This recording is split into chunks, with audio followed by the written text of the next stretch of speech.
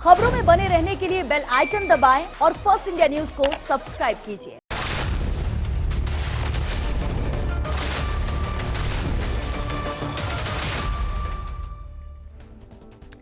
नमस्कार, आप देख रहे हैं बिग फाइट लाइव और आपके साथ मैं हूं श्वेता मिश्रा अवस्थी। विधानसभा का 7वां सत्र 9 फरवरी से शुरू होने जा रहा है। बजट सत्र शुरू होते ही जहां विपक्ष रीट मामले समेत कई मुद्दों को लेकर राज्य सरकार को घेरने की राह पर है, तो वहीं कांग्रेस भी सटीक जवाब देने की रणनीति बनाने में जुटने वाली है। इसी को लेकर कांग्रेस का 2 दिवसीय चिंतन शिविर आयोजित होने जा रहा है। जैसे अजय माकन यहां पहुंचेंगे, वैसे चिंतन शिविर का आगाज हो जाएगा। शिविर में सीएम अशोक गहलोत, प्रभारी अजय माकन, पीसीसी चीफ डोटासरा और सचिन पायलट की मौजूदगी रहेगी और सत्ता पक्ष और समर्थित विधायकों को एक साथ रखकर मन की बात की जाएगी।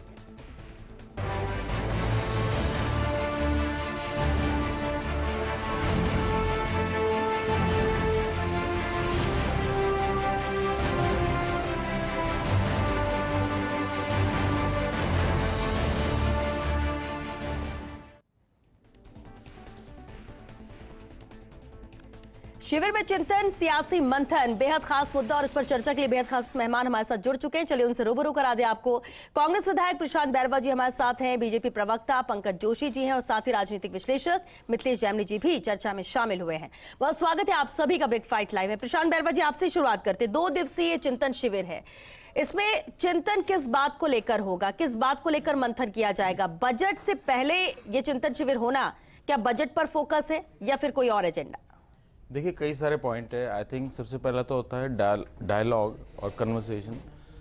माननीय मुख्यमंत्री जी और हमारे संगठन के अध्यक्ष डोटासरा जी ने एक सबसे फीडबैक लेने के लिए, सबको मिलाने के लिए एक शिविर का आयोजन किया है। उसमें हमको ये देखना है कि 3 साल में हम कहाँ पे स्टैंड कर रहे हैं, हमारी क्या क्या कमियाँ रही हैं, जो जो हमने काम करे वो गाँव तक पहुँचाए नहीं पहुँचाए। फिर मेंबरशिप ड्राइव का भी है। अभी हमारे को लगभग 50 लाख के ऊपर का डिजिटल मेंबरशिप बनानी है, उसको लेकर वो भी हमारे को मुद्दे पे चर्चाएं होनी है।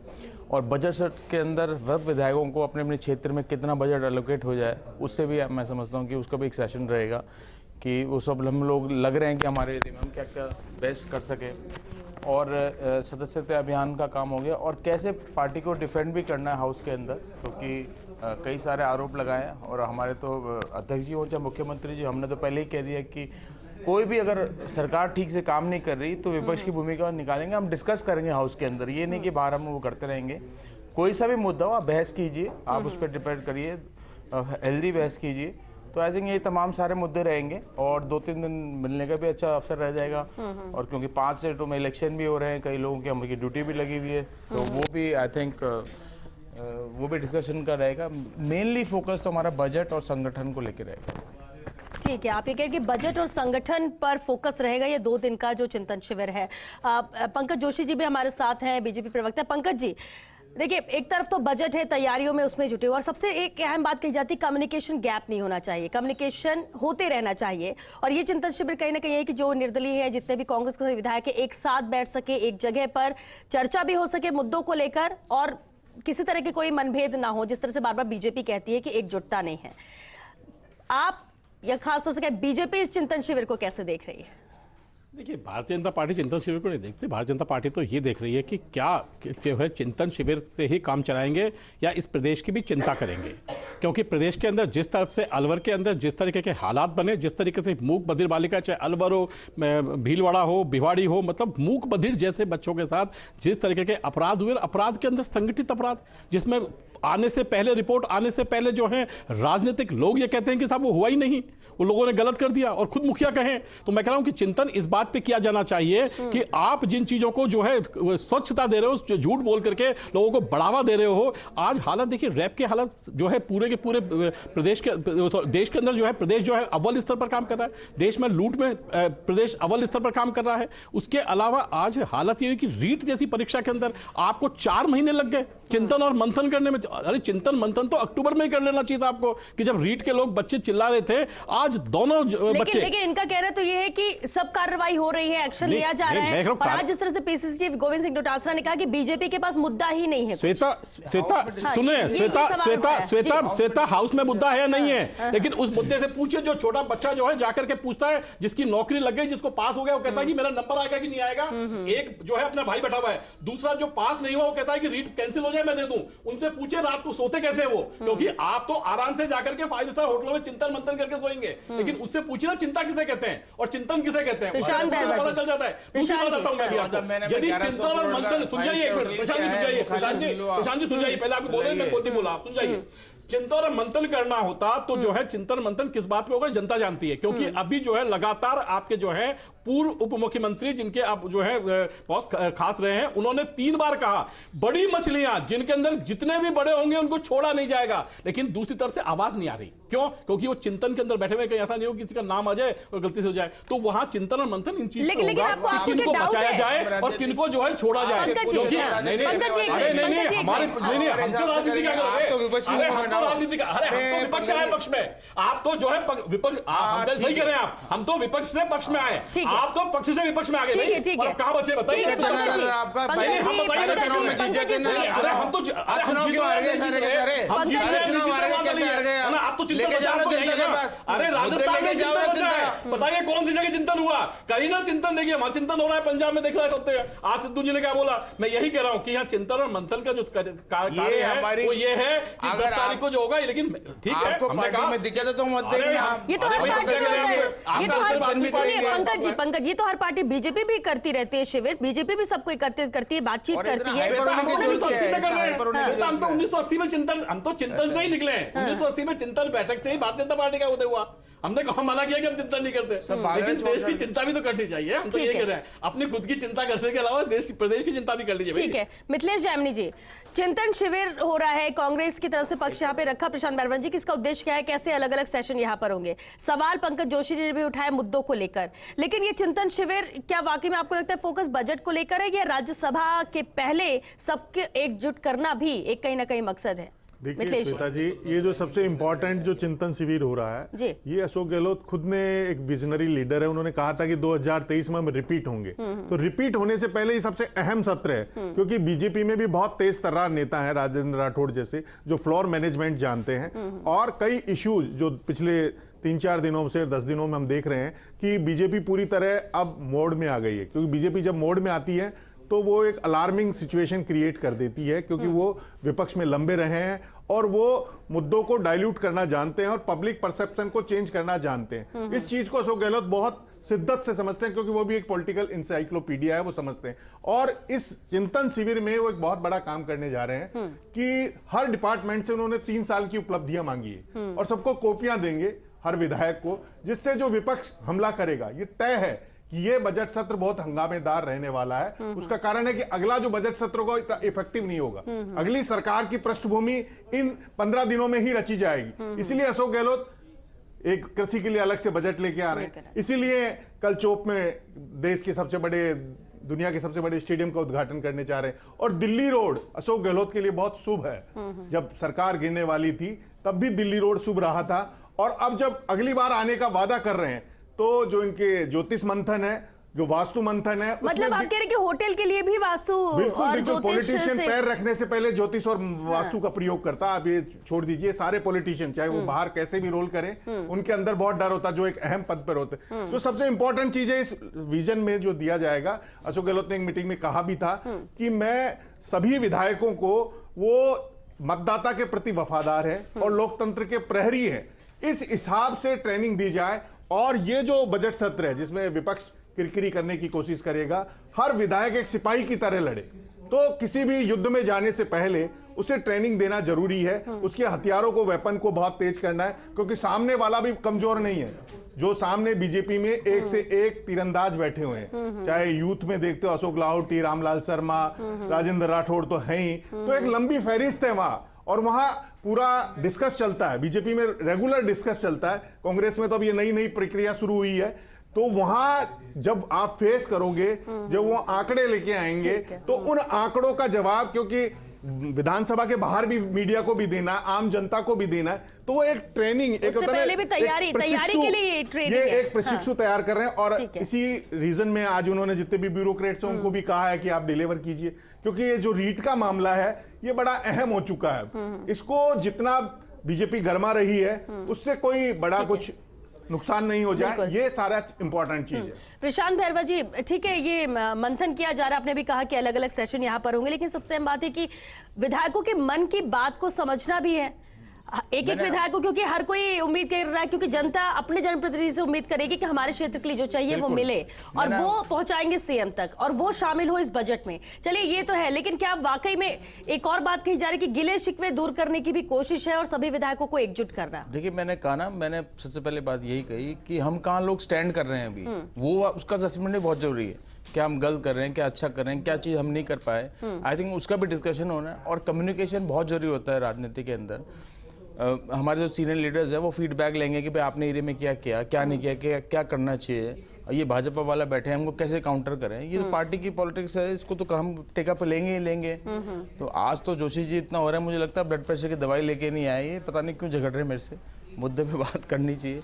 खैर, ये देखिए एक हमारी नई परी पार्टी हुई है, क्योंकि हम पूरे कांग्रेस ही नहीं और हमारे अलायंसेस भी हैं, बसपा से छोड़ के आए, कांग्रेस के निर्दलीय विधायक हैं।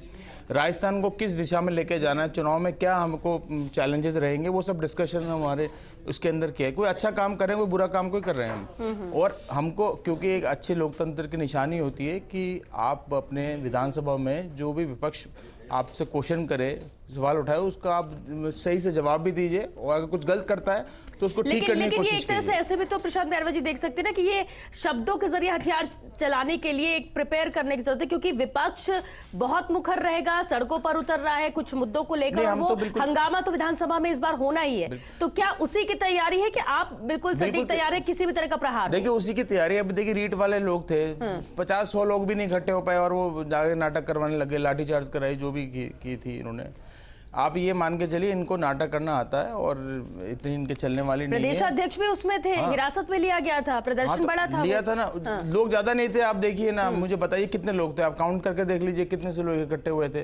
अभी इन्होंने कहा इनकी सतीश पूनिया जी ने कि मैं खाना नहीं खाऊंगा, साफा नहीं पहनूंगा। क्या अच्छी परिपाटी है। पायलट साहब ने भी पिछली बार लास्ट टाइम यही रखा था कि साफा नहीं पहनेंगे, माला नहीं पहनेंगे, वो सरकार भी आई थी। मगर जब खाना नहीं खाएंगे, ये पता कैसे करेंगे कि खाना नहीं खाएंगे शाम का? ये मैं थोड़ा समझ के परी है। साफा माला का तो मैं भी स्वागत करता हूँ कि अच्छी इनिशिएटिव है। खाने का मॉडल कैसे करेंगे? हम तो चाहते हैं कि अच्छा हेल्दी रहे हमारे को। कैसे खाएंगे या नहीं खाएंगे, यदि चोट लग जाती है तो घाव भर जाता है। लेकिन जो 2 साल पहले, 1.5 साल पहले जो घाव आपने दिए है ना, निकम्मा, नालायक, नकारा जो कहे हैं, वो शब्द जो है कब भरेंगे जाएंगे? आपको तो नहीं किया ना, आपको तो नहीं किया वो तो, आपको तो नहीं, कहीं जो है आपको तो नहीं किया, आपको तो नहीं किया। हमारे नेता तो प्रशांत जी मैं बोला नहीं, प्रशांत जी मैं बोला नहीं, बोल दीजिए, मैं बोला है ना, ये कहीं जो है हरे नहीं हो जाए, इसलिए जो है उनके ऊपर मरहम लगाने का चिंता जरूर होगा, होना भी चाहिए, क्योंकि कहीं हरा हो गया तो दिक्कत हो जाएगी, क्योंकि खुद के ऊपर लाल लाइन लग जाएगी। तो ये बड़ी चीज है, होना भी चाहिए। और ये अभी, और खास करके देखिए चैमनी साहब ने 2 बातें कही कि जो है दिल्ली का जो है रोड जो है शुभ है या ये है। अभी तो चैमनी साहब जो है हो सकता है जन्मपत्री हमने देख लिया यादव साहब की, लेकिन मुझे लगता है कि जन्मपत्री खुद को देख ले, लेकिन जन्मपत्री देखने के साथ साथ भाई जब जोधपुर लड़ रहे थे चुनाव वैभव जी की, तब नहीं देखी, क्योंकि वो बेसिकली प्रॉब्लम ये है कि वहां जहां सेट नहीं हो पा रहे, दूसरी जगह सेटिंग की बात की जा रही है। लेकिन चलो ठीक है, ये उसमें तो आपने लैंड से अब आप जो 2-3 बधाई की बात कर रहे हैं आप कि आपने कहा कि रीट के अंदर, देखिए रीट के अंदर अभी तक 2 जो है ना, आपने कहा कि इन्होंने कहा कि अधिकारियों को बुलाया गया, उनसे पूछा गया।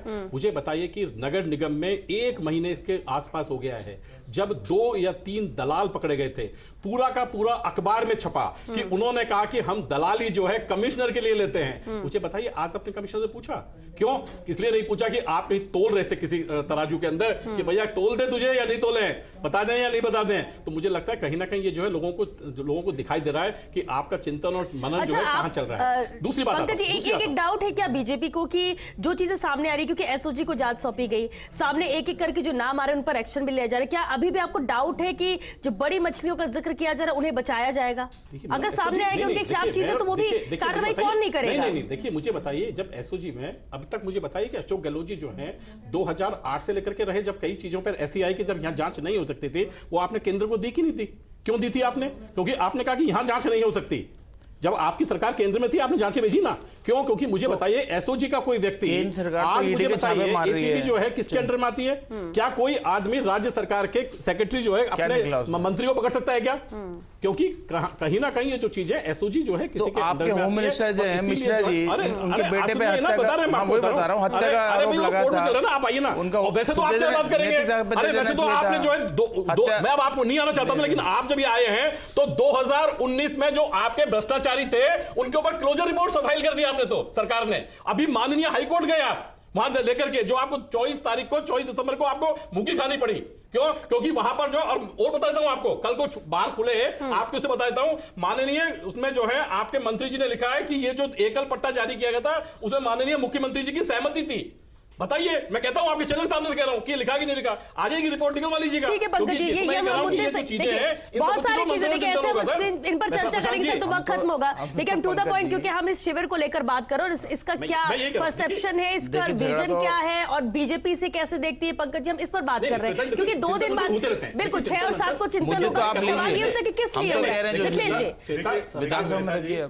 इस चिंतन शिविर में अजय माकन जी को भी बुलाया गया। कांग्रेस ने एक नया प्रयोग शुरू किया है गोवा में कि जितने भी चुनाव लड़ रहे हैं उनसे शपथ पत्र लिया जा रहे हैं कि वो दल बदल नहीं करेंगे। यानी उनकी जो राजनीति में जो निष्ठा और ईमानदारी विलुप्त होती जा रही है, जो राजनीतिक लिलपसा बहुत तेजी से बढ़ती जा रही है और दल बदल तेजी से हो रहा है जिससे कांग्रेस ग्रसित है, उसके ऊपर भी इस पर चर्चा होगी इस सत्र में। क्योंकि गोवा में उनको अलग अलग मंदिरों में, उनको चर्चों में ले जाके शपथ दिलवाई है कि हम अगर जीतते हैं तो हम दल बदल नहीं करेंगे, क्योंकि गोवा में पिछली बार इनको बहुमत होने के बावजूद ये सरकार, लेकिन ये कैलकुलेशन के राजस्थान में चल पाएगा और इलेक्शन के पहले तो बहुत चीजें बदल जाती हैं। देखिए ये कैलकुलेशन राज्यसभा चुनाव सिर पर है जी, राज्यसभा चुनाव सिर पर है, फोकस आपको नहीं था राज्यसभा पर? देखिए राज्यसभा पर पूरा फोकस है, इसीलिए विधायक कितना जरूरी होता है वो इस तरह के चुनाव में रहेगा, क्योंकि जो राज्यसभा में इस बार कांग्रेस चाहती है कि हमारा परचम फहरे और उसके लिए ये टूट फूट रोकना जरूरी है। यही कारण है कि जो रीट के मामले में एक दूसरे दल के बड़े नेता का नाम आ रहा है जो एकमात्र विधायक है भरतपुर से, क्योंकि अभी तक जो माननीय जारोली साहब हैं उनको गिरफ्तारी नहीं की गई। अगर जारोली साहब ने कहा था राजनीतिक संरक्षण में ये सारा मामला हुआ है, उसके बाद कुछ सचिन पायलट उस बात को रिपीट कर चुके हैं। तो जो तमाम चीजें हैं, ये जो तमाम कवायद है और उसको भाजपा ने बहुत पहने ढंग से भांप लिया है। और जो नौजवान है, जो 26 लाख नौजवान, आज एक और फैसला आया रीट में कि सुप्रीम कोर्ट ने बीएड वालों को लेवल 1 से बाहर कर दिया, तो उनका फ्रस्ट्रेशन लेवल बढ़ गया। तो बीजेपी को ये जो हवन चल रहा है उसमें एक आहुति और मिल गई है कि जो बीएड के लोगों ने फीस दी थी, जो उन्होंने बेचारों ने तैयारी की थी, वो पहले हाईकोर्ट से मात खा गए, फिर सुप्रीम कोर्ट से। तो इन्होंने अनुमति दी ही क्यों? क्योंकि पहले ही सुप्रीम कोर्ट की गाइडलाइन थी कि जो फर्स्ट लेवल है उसमें केवल बीएसटीसी, लेकिन पॉलिटिकल माइलेज लेने के लिए जो ब्यूरोक्रेट्स होते हैं ये नेताओं को हमेशा भ्रमित करते हैं। इन्होंने पॉलिटिकल माइलेज लेने के लिए कहा कि इनके भी चलिए चलने दीजिए, वो उनका नुकसान हो गया। तो अब पूरी तरह ये लावा पक चुका है और ये लावा विधानसभा में फटेगा। ये रीट का मामला, लेकिन अगर एक तरफ गोविंद सिंह डोटासरा ये कहते हैं कि विपक्ष के पास मुद्दा नहीं है, तो कहीं ये ओवर कॉन्फिडेंट तो नहीं है? क्योंकि मुद्दे जिस तरह से प्रदर्शन कर रहे हैं, आपको लगता है कि विधानसभा में सवाल नहीं उठेंगे और आप उसका सटीक जवाब दे सके? तैयारी उस हिसाब से होनी चाहिए, उस लिहाज से होनी चाहिए। श्वेता जी, केवल रीट ही नहीं है, एसआई, जयन, पटवारी, जो नौजवान है वो हताश है। ये ठीक है, कोरोना काल में अशोक गहलोत ने 1 लाख की अधिक नौकरियां दी, सब दी, वो सारी बातें आप मान लीजिए, लेकिन जिसके घर में उसका नौजवान बेटा जब शाम को घर आता है और उसे कहता है कि पापा आज मेरा पेपर आउट हो गया, मैंने 6 महीने कमरा लेके तैयारी की और सारी नोडल एजेंसियां पैसे वाली हो गई। आप ये देखिए कि जो एग्जाम आयोजित कराते हैं, पीटीटी का एग्जाम कराने के लिए यूनिवर्सिटियों में आपस में कंपटीशन है कि मैं नोडल एजेंसी बन जाऊं। यानी इसका मतलब क्या हो रहा है? क्यों नौजवानों को लूटा जा रहा है? अशोक गहलोत जी कह रहे थे कि हम एक ऐसा बनाएंगे कि एक बार फार्म भरे उसके बाद उसको जरूरत नहीं पड़ेगी। अभी तक क्यों नहीं बनाया? क्योंकि चौथा साल आ गया। तो ये जो बजट सत्र है ये वाकई एक दोनों के लिए अग्नि परीक्षा है। लेकिन अशोक गहलोत बहुत तेज है पॉलिटिकली। उन्होंने जब सरकार गिर रही थी तब भी कहा था कि वो आला कमान हमें गिराना चाहता है, लेकिन मैं सरकार नहीं गिरने दूंगा। तो अब ये जो लोकल बीजेपी पार्टी है, जो यहाँ की स्थानीय इकाई है, जो बहुत तेजी से सतीश पूनिया के नेतृत्व में माहौल को गरमाने का काम कर रही है, हर मोर्चे वाले इनके रोज प्रदर्शन कर रहे हैं। तो ये पूरा एक जिसे कहते हैं ना स्टार्टअप है, बीजेपी का स्टार्टअप है, एक वार्म अप है कि विधानसभा सत्र, क्योंकि इसके बाद जो अगला होगा वो चुनावी वाला होगा। ये बजट सत्र, यहां से जो पब्लिक परसेप्शन क्रिएट होगा वही भाजपा की जीत की रणनीति बनेगी। और जो अशोक गहलोत चाहते हैं कि 2023 में एक बार बीजेपी एक बार कांग्रेस का मिथक टूटे, उसके लिए अशोक गहलोत को तैयारी करनी है। तो ये दोनों का बहुत लिटमस टेस्ट है। अगर इस बजट सेशन में जैसे पिछली बार कैलाश मेघवाल जी और आपस में जो बीजेपी में दरार देखने को मिली, ऐसा नजारा फिर मिला तो कांग्रेस की बल्ले बल्ले। और अगर सचिन पायलट के गुट के लोगों को आपने मंत्री तो बना दिया लेकिन राजनीतिक नियुक्तियां नहीं हुई, बिल्कुल। ये जो गुट वाली बात है प्रशांत भैरवा जी, ये लगातार बीजेपी भी आज भी इस मुद्दे को कायम रखते हुए कि गतिरोध में अभी भी बना हुआ है, ये अभी भी बटे हुए हैं कि वाकई में ऐसा है। और अगर आप नजरअंदाज करिए, आप ये कहें कि नहीं अब सब एकजुट है, तो भी एकजुटता के लिए इस शिविर का होना, इस मंथन का होना, ये भी एक वजह बताई जा रही है। तो एकजुटता अगर है तो फिर एकजुटता की जरूरत क्यों है, ये दिखाने की, सबके मन को मिलाने की, मन को टटोलने की? नहीं, सारी चीज़ें, ऐसा नहीं है कि सिर्फ एकजुटता दिखाने की बात है। मैंने कहा ना, बजट सेशन पे प्रेयर करने वाली बात भी है, सदस्यता अभियान वाली बात भी है। बीजेपी में तो खुद ही विरोधाभास है। मुझे बताइए आप, पडनामी जी अलग उनके प्रदर्शन में नहीं आते, सतीश पूनिया जी के, वसुंधरा से रिलेटेड लोग इनके प्रदर्शन में नहीं आते, वो अकेले चले रहते हैं, इनके झगड़े। ये खुद ही एक साथ एक मंच पे इन्होंने चुनाव में प्रचार नहीं किया। आप जो 3 सालों में कोई भी चुनाव हुए, वसुंधरा जी आई नहीं एक भी प्रचार करने के लिए, उनके बगैर ये लड़ना चाहते हैं। आप मुझे बताइए, तो विरोधाभास तो इनके भी है। ये पॉलिटिक्स में होता है, चाहे कोई सी भी पार्टी हो, आपको बैलेंस करना बड़ा मुश्किल से हो जाता है। ये बात कांग्रेस के लिए बीजेपी कहती है, लेकिन आपने बीजेपी पर इसी को लेकर जवाब हम पंकज जोशी जी से लेंगे। लेकिन तो शिविर में चिंतन होगा, सियासी मंथन होगा और मुद्दे बहुत सारे होंगे, अलग अलग सेशन होगा, लेकिन कितना फायदा होगा, क्या जानने की कोशिश रहेगी, किस तरह से प्रिपेयर किया जाएगा विधायकों को, ये पूरी कोशिश रहेगी। चलिए, इसी पर हम चर्चा भी कर रहे थे, खास मेहमान लगातार हमारे साथ बने हुए हैं। बेहद अहम यहाँ पर पंकज जोशी जी, एक बात और है कि केंद्र सरकार के कामकाज को लेकर भी चर्चा इसमें होगी, क्योंकि अभी बजट केंद्र का भी आया है। इसके अलावा भी, क्योंकि बार बार आप लोग मैनिफेस्टो की बात करते हैं कि जो वादे प्रदेश में सरकार ने किए 3 साल हो गए पूरे नहीं किए, तो चर्चा उस पर भी, लेकिन साथ ही साथ केंद्र के कामकाज पर भी नहीं होनी चाहिए। मैं कह रहा हूं केंद्र के उस पे क्यों नहीं होनी चाहिए। केंद्र के बजट को देख करके आज मुझे बताइए कि अभी आज जब ऑस्ट्रेलिया ने कहा, तो मुझे बताइए कि आज तो कहना चाहिए था मुख्यमंत्री जी को कि जब वहां 4 नहीं 40 चीनी मरे हैं, है ना, तो आज तो दिल बड़ा करके कहना चाहिए था उनको। तो मैं कह रहा हूं कि जो चीजें आई हैं उनकी बात की जानी चाहिए, क्यों नहीं की जानी चाहिए। और यदि अभी कोई प्रतिक्रिया थी तो आपने देखी कि प्रतिक्रिया कैसी गोलमोल थी। लेकिन लगातार यदि आप देखेंगे तो जितने भी इकोनॉमिस्ट हैं, जितने भी जो बेसिकली रेटिंग एजेंसीज हैं, जितने भी बड़े जो बेसिकली कॉर्पोरेट जो यहीं की नहीं बल्कि जब आपने, क्योंकि जो आप ग्लोबल अर्थव्यवस्था की देन किसकी थी भाई, और आज ग्लोबल अर्थव्यवस्था के अंदर जो इकोनॉमी लगातार बढ़ रही है, उसमें भी आप देखिए किस तरह की पोजीशन है। आज तक हमारा विश्व का सबसे बड़ा जो है लार्जेस्ट जो है विदेशी कैप आज हमारे पास में है।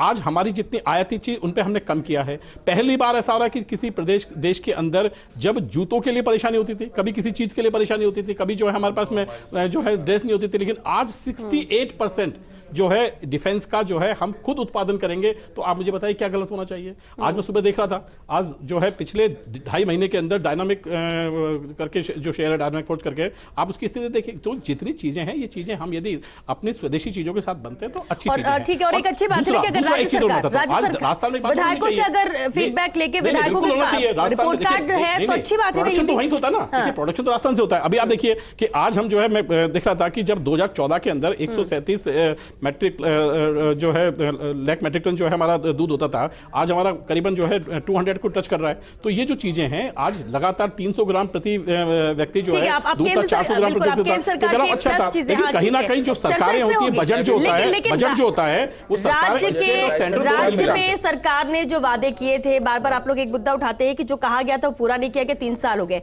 तो ये भी अच्छी बात है कि जब सभी विधायकों की मौजूदगी होगी तो उनसे खुद रिपोर्ट कार्ड दिया जाएगा कि आपने किया क्या है, अपने लेखकों को दीजिए। श्वेता, बात मैं आपको छोटा एक उदाहरण देता हूं। आप पिछली बार बजट में आपके यहां से मैंने कहा था, और आपके सामने ये भी कहा था, इन्होंने कहा था कि हम जो है एक एग्रीकल्चर के लिए आपके ना बजट लाएंगे। पिछली बार एक छोटा सा कहा था इन्होंने, डिस्कॉम बनाएंगे हम। मुझे बताइए कंपनी की स्थापना हुई क्या? चलो कंपनी की स्थापना मत किया, नेम अप्रूवल के लिए भेज दिया क्या आपने?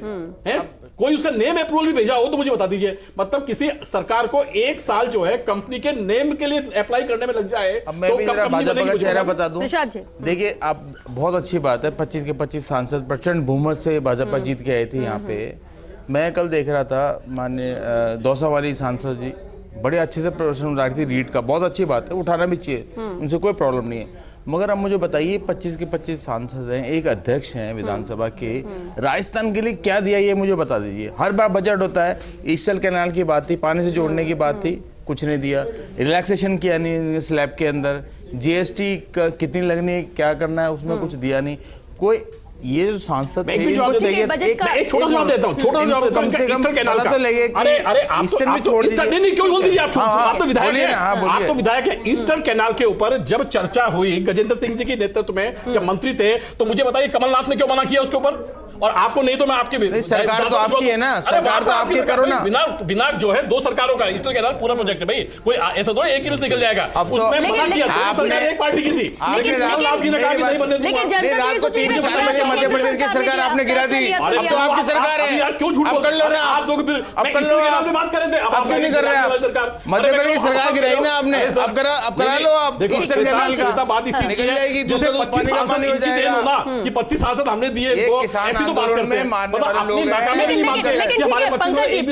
पंकज जी, हम कांग्रेस की बात छोड़ देना, लेकिन अगर प्रदेश की जनता भी सोचिए ना, पूरी 25 सीटें देना, पूरे 25 सांसद जिता के देना, एक बड़ा भरोसा था ना, बड़ा भरोसा था, इसलिए तो दिया ना। तो उम्मीद भी कर सकते हैं ना सर, उम्मीद कर सकते हैं, हुआ नहीं हुआ वो बात की बात है। मुझे बताइए कि कितना जो है टोटल, यदि आप देखेंगे बुलेट ट्रेन का जो है कितना हिस्सा राजस्थान का है, मुझे बताइए अभी जो हाईवेज बने हैं इसलिए इसे विजनरी कहा जा रहा है आज की डेट में। मैं बताता हूं आपको, जब इनकी सरकार मैं बताता हूं, बजट में बात नहीं कर रहे सर, बिल्कुल नहीं, केंद्र हम बजट में बात ही नहीं कर रहे अभी सर, राज्य का भी आ जाने दीजिए, हम कंपेयर कर लेंगे। मिथिलेश जी ठीक है पंकज जी एक मिनट। मिथिलेश जी, एक सबसे अहम बात ये कि 3 साल की सरकार की उपलब्धियों पर चर्चा, इसके अलावा विधायकों से भी उनके कामकाज को लेकर चर्चा, क्या किसने किया। और एक अहम बात और जो शिकायतें आती है कि मंत्री और विधायकों में तालमेल नहीं बैठता है, कई जगह से ये बात यार, इससे भी बैठाने की कोशिश कहीं ना कहीं इस मंथन में रहेगी, इस चिंतन शिविर के दौरान। देखिए, मंथन में ये इंपॉर्टेंट चीज़ आप जो बता रहे हो रह सकती है कि भाई एमएलए का नहीं बैठती, लेकिन ये एक पहली गवर्नमेंट है जिसमें एमएलए मंत्रियों से ज़्यादा पावरफुल है। ये आप कड़वी सच मान लीजिए। एमएलए का कोई काम इस सरकार में नहीं रुक रहा है। अब उसके लिए मान लीजिए चाहे वो बसपा से आए हुए हैं या चाहे वो पायलट खेमे के हैं, चाहे कुछ ही रीजन मान लीजिए, लेकिन एमएलए की बल्ले बल्ले है। ये एक कड़वी सच है। जितना भी बजरी वाला भी आप उठा के देख लीजिए, सवाई माधोपुर साइड, ये तमाम तो एमएलए सब खुश हैं। अगर खुश नहीं होते तो शायद ये सरकार ही नहीं बचती।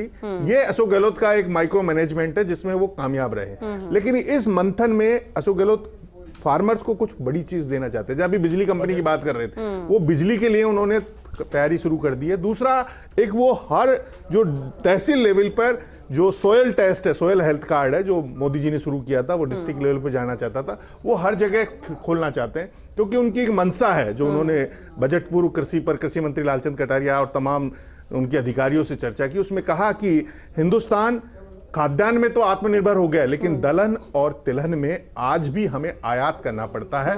ये हमारे लिए शर्मनाक है। तो अशोक गहलोत की जो मंशा है वो साफ है, इसमें कोई साफ गोई है कि वो किसानों के लिए कुछ करना चाहते हैं। और किसान ही एक ऐसा मुद्दा है जो 2023 में इनको जीवन दान दे सकता है, कांग्रेस को वापस ला सकता है। क्योंकि नौजवानों को तो जैसे आप कह रहे हो रीट के मामले में भटकाने का काम शुरू हो चुका है, जो लेकिन उसको भी अगर वो डैमेज को कंट्रोल कर लेते हैं, क्योंकि 20,000 सीटें और लेके आ रहे हैं जून में, अगर वो 50,000 सीटें अभी बढ़ा सकते हैं। इस मंथन में ये भी चर्चा होगी कि जो ये अहम मांग है, सचिन पायलट ने भी लेटर लिखा है अशोक गहलोत जी को, हेमाराम जी ने भी लेटर लिखा है कि जो ये 31,000 सीटें इनको बढ़ाकर 50,000 कर दिया जाए, तो 20,000 लोगों को और नौकरी मिल जाएगी और 20,000 लोग जून में जो रीट नेक्स्ट होने वाली। अच्छा, वजह बहुत सारी चीजें कही जा रही है कि इस मंथन से ये होगा, इस पर बातचीत होगी, क्या क्या बेहतर करने की कोशिश होगी, लेकिन अगर सबसे एक इंपॉर्टेंट चीज बोली जाए तो आपकी नजर में वो क्या है जिससे इस चिंतन शिविर के बाद फायदा कांग्रेस को होगा? देखिए, इस पूरे मंथन में एक जो मैसेज निकल के आएगा कि अशोक गहलोत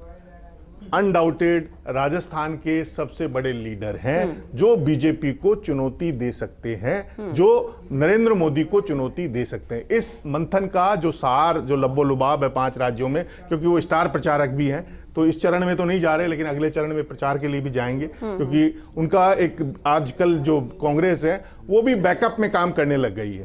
तो उस बैकअप में वो एक बड़ा मैसेज देके, क्योंकि अशोक गहलोत हमला बहुत अच्छा बोलते हैं मोदी जी के ऊपर, चाहे जीएसटी के वाले मामले में हो, चाहे वैक्सीन वाले मामले हो, कई मामलों में उन्होंने माइलेज लिया है और बाद में मोदी जी को घोषणा करनी पड़ी है। चाहे यूथ को वैक्सीनेशन फ्री करने का मामला हो, बूस्टर डोज का हो, जो ये तमाम चीजें हैं, जो पहले लेटर लिखना अशोक गहलोत का, उसका उनको माइलेज मिल रहा है। और वो पॉलिटिकली भैरव सिंह जी के चेले रहे हैं, तो वो जानते हैं, चेले तो नहीं कहूंगा, उनके समकक्ष रहे हैं, लेकिन वो भैरव सिंह जी स्टाइल में काम करते हैं कि वो पूरा मुद्दे को समझने की पूरी कोशिश करते हैं, उसका कंक्लूजन लिखाते हैं, फिर उसके हिसाब से प्लानिंग एग्जीक्यूशन और अब तो मॉनिटरिंग, रीट वाले मामले में कहा कि मैं खुद देख रहा हूं। अशोक गहलोत कभी मॉनिटरिंग में नहीं जाते, लेकिन ये जो नया फेस डेवलप हो रहा है कांग्रेस में कि मैं हर काम को करने के लिए तैयार हूं, जनता के लिए तैयार हूं, वो एक नया एक लबो लबाब बनाया जा रहा है। ये मजबूत कांग्रेस को करेगा और बीजेपी के लिए ये चैलेंजेस होंगे। ठीक है पंकज जोशी जी, अब क्योंकि ठीक है मुद्दे बहुत सारे हैं, चिंतन किया जा रहा है, लेकिन अब बीजेपी को भी कहीं ना कहीं चिंतन की जरूरत है, क्योंकि अगर एक बात जो सामने आती है वो नजर भी आती है कि बीजेपी के अंदर में भी लीडर्स कई हैं, बटे बटे हैं, अगर कुछ होता है प्रदर्शन तो एकजुटता नजर उसमें नहीं आती है सबकी। क्या बीजेपी भी ऐसा मंथन करेगी या बीजेपी भी कोशिश करेगी कि एकजुटता करने की, या आपको लगता है कि सब एक साथ ही है? ये सिर्फ देखिए श्वेता, विरोधियों का कहना है। नहीं श्वेता, देखिए बहुत सीधी सी आपने लगातार देखा, और ये पहली बार नहीं देखा, 14 से लेकर के यदि आपने देखा तो 13 में भी यही हालत थी, और 13 में भी जब लोगों ने कहा कि लोग चुनाव कैसे लड़ेंगे, और खुद जो है हालात आपने 13 में देखा 163 सीटें थी। तो मैं कह रहा हूं कि जब आए थे और 25 सीटें जब इनके बाद में आई तो भी इनको पता चल गया कि जब चुनाव जीते तो पता चल। मैं कह रहा हूं कि आपको जो है कि भारतीय जनता पार्टी का केंद्रीय नेतृत्व, राष्ट्रीय नेतृत्व इतना मजबूत है कि जो भी काम है वो पार्टी की विचारधारा के अनुसार है, पार्टी की संगठन के दृष्टि से है, और हमारे को चिंतन करना, मंथन करना लगातार ये हमारी रेगुलर प्रक्रिया है। उसके अलावा भी डेली जो है, क्योंकि हम चिंतन और मंथन केवल इस चीज के लिए नहीं करते कि भाई उन लोगों से बातचीत है कि नहीं, उन लोगों से हमारी है कि नहीं है, क्योंकि उससे रोजाना बात होती है। भारतीय जनता पार्टी 24/7 करके, मैं एक मिनट बात बताता हूँ, एक मिथिलेश जी की बात बताता हूँ। मिथिलेश जी ने अभी बहुत बड़ी बात कही कि किसानों का ये। मिथिलेश जी, मैं बहुत छोटा बताता हूँ कि आपने 2018 में जब सरकार गई, नवंबर 18 का जो एग्रीकल्चर का जो 833 रुपए वसुंधरा जी ने जारी किया था, उसको जो है मई 2021 तक रोके रखा। उसमें 25,000 रुपए जो है, 25,000 रुपए प्रति किसान रोका। आज अशोक गहलोत जी ने एक बड़ा तंज कसा है कि वसुंधरा राजे जी का कौन से ऐसे मूर्ख सलाहकार थे जिन्होंने पत्रकारिता विश्वविद्यालय को बंद करने की सलाह दी। इधर प्रताप सिंह खाचरियावास जी ने कहा है कि जो रीट के मामले में खुद बीजेपी में आप क्रेडिट लेने की लड़ाई शुरू हो गई है। तो कहीं दो सलाहकार और थे, एक तो गुजरात भेज दिया उन्होंने, एक तीसरा भेजने वाले हैं। शुक्रिया आप सभी का इस चर्चा में शामिल होने के लिए। तो देखिए 6 और 7 को चिंतन शिविर है, बहुत सारे हैं मुद्दे जिसको लेकर मंथन किया जाएगा, लेकिन इतना तय है कि इसके बाद एकजुटता की बात अगर कही जा रही है या कांग्रेस और मजबूत होकर विधायक और तैयार होंगे विधानसभा का सत्र शुरू होगा बजट सत्र में विपक्ष के वार को सहने के लिए। लेकिन कहीं ना कहीं अगर गतिरोध की बात आती, बहुत कुछ है जिसे ठीक करने की कोशिश रहेगी, और इसके बाद जो कांग्रेस है, इसके बाद जो सरकार निकलकर सामने आती है, वो कितनी तैयार होती है ये भी देखना बेहद अहम होगा। हालांकि बीजेपी जरूर कह रही है कि हमारे यहाँ तो चिंतन चलता रहता है, हमारे यहाँ ये रूटीन प्रक्रिया है, लेकिन कांग्रेस के इस चिंतन शिविर जो कि बजट से पहले है, जो कि राज्यसभा चुनाव से पहले होने जा रहा है, इन सब चीजों पर क्या इंपैक्ट पड़ेगा ये आने वाला वक्त बताएगा। चलिए इसी के साथ हमें दीजिए इजाजत। नमस्कार।